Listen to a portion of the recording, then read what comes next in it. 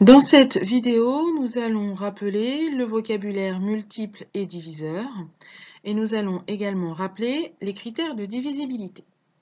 Alors, quand on peut écrire un nombre entier comme produit de deux autres, eh bien, par exemple ici 108 par 12, le reste est nul. On peut donc écrire que 108 égale 12 fois 9. On dit alors que 12 et 9 sont des diviseurs de 108 et que 108 est un multiple de 12 et de 9. On dit également que 108 est divisible par 12 ou que 108 est divisible par 9. Rappelons maintenant les critères de divisibilité.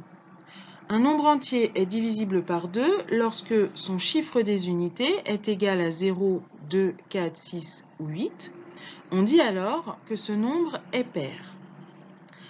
Un nombre entier est divisible par 5 lorsque son chiffre des unités est égal à 0 ou 5. On remarquera donc que les critères de divisibilité pour 2 et pour 5 se ressemblent puisqu'il faut regarder le chiffre des unités et c'est en fonction du chiffre des unités de ces nombres qu'on peut savoir s'ils sont divisibles par 2 ou par 5 ou s'ils ne le sont pas. Maintenant, voyons les critères de divisibilité par 3 ou par 9 qui vont se ressembler également. Un nombre entier est divisible par 3 lorsque la somme de ses chiffres est divisible par 3. Et nous allons avoir le même genre de règle pour 9. Un nombre entier est divisible par 9 lorsque la somme de ses chiffres est divisible par 9. Voyons maintenant concrètement ce que ça donne sur un exemple. Prenons 25 476. On regarde son chiffre des unités. C'est 6. Comme son chiffre des unités est égal à 6, alors on peut dire que ce nombre est divisible par 2. Ce n'est ni 0 ni 5, il n'est donc pas divisible par 5.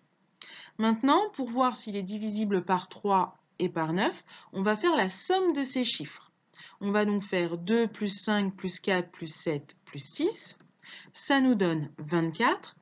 Comme 24 est dans la table de 3, alors 25 476 est divisible par 3.